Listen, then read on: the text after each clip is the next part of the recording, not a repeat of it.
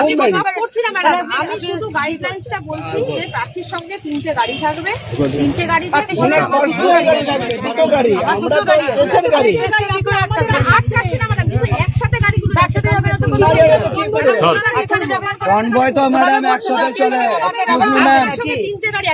Excuse me madam, convoy একসাথে চলে, convoy একসাথে চলে, আর প্রেস কনভয় একসাথে যায়। তাহলে আপনি কেন রেস্ট্রিক্ট করছেন? আমি রেস্ট্রিক্ট করিনি ম্যাডাম, আপনি যে রেস্ট্রিক্ট করছেন, আপনি লিগালি 5টা গাড়ি দিয়েছি ম্যাডাম, আমি 5টা গাড়ি সব প্রেসের গাড়ি, আমার গাড়ি আমি 5টা গাড়ি প্রেসের গাড়ি না, আমার গাড়ি দুটো গাড়ি যাচ্ছে, আমার গাড়ি দুটো গাড়ি, প্রেস যেখানে খুশি যেতে পারে।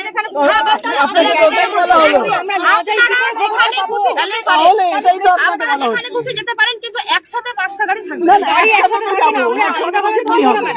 আমরা কোনো প্রেস মিডিয়া আমরা আলাদা ভাবে ঘুরবো না, আমরা প্রত্যেককে একসঙ্গে। ঠিক আছে, আপনারা প্রেস মিডিয়া একসাথে ঘুরুন না, কোনো অসুবিধা নেই। আমরা ওনার সঙ্গে খবরটা কাকে করব?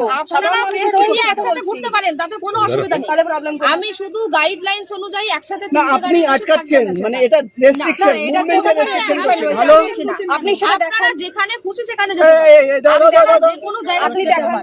এই দিদিকে ডাক, দিদি